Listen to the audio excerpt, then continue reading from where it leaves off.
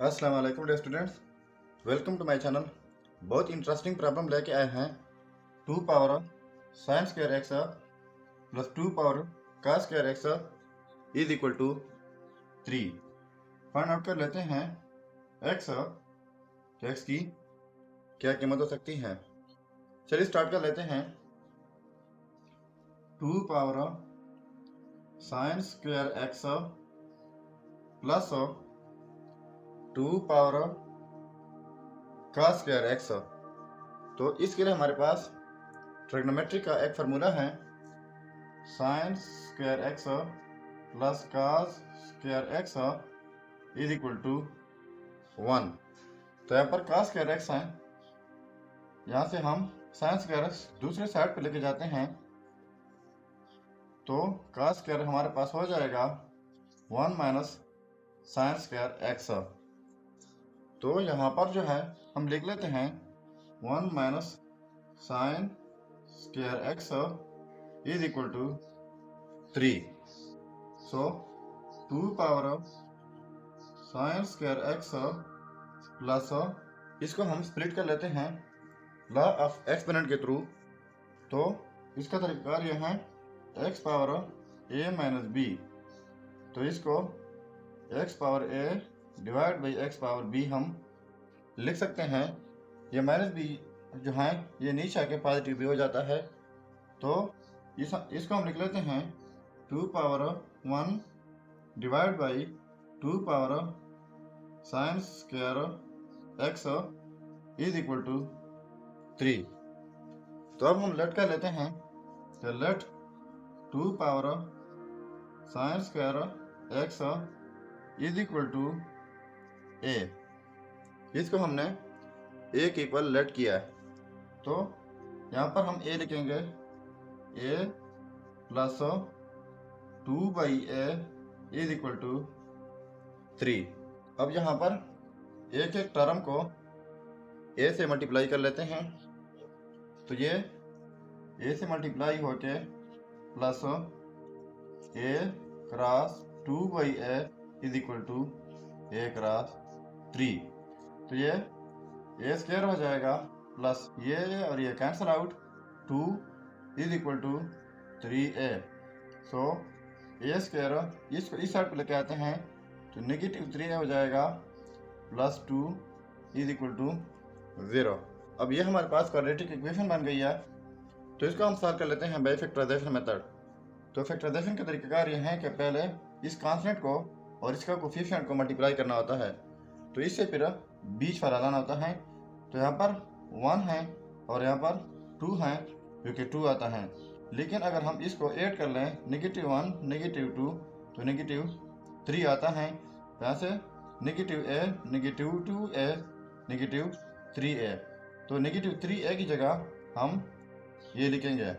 तो लिख लेते हैं a square minus a minus 2a plus 2 is equal to 0।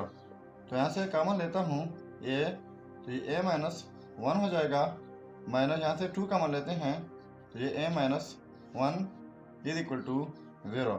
तो अब ये सेम है तो a minus 1 and a minus 2 is equal to 0। तो a minus 1 is equal to 0 और a minus 2 is equal to 0। तो a इज इक्वल टू 1 और a is equal to 2। ये हमारे पास दो आंसर आ गए हैं। तो a हम लेट कर चुके हैं जो कि इक्वल हैं 2 पावर साइन स्क्वायर एक्स। तो a की जगह हम कीमत लगाते हैं a इज इक्वल टू 1 और a इज इक्वल टू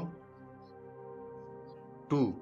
तो a की जगह 2 power sine square x is equal to यहाँ पर 1 और यहाँ पर a की जगह 2 power sine square x is equal to ये 2।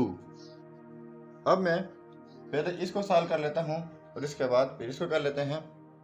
तो 2 power sine square x is equal to यहाँ पर 1 है तो 1 की जगह अगर हम लिख लें 2 पावर 0 तो ये 1 के इक्वल होता है। तो हमारे पास एक रूल है लॉ ऑफ एक्सपोनेंट का, जब सेम बेसिस हों तो पावर इक्वल होते हैं।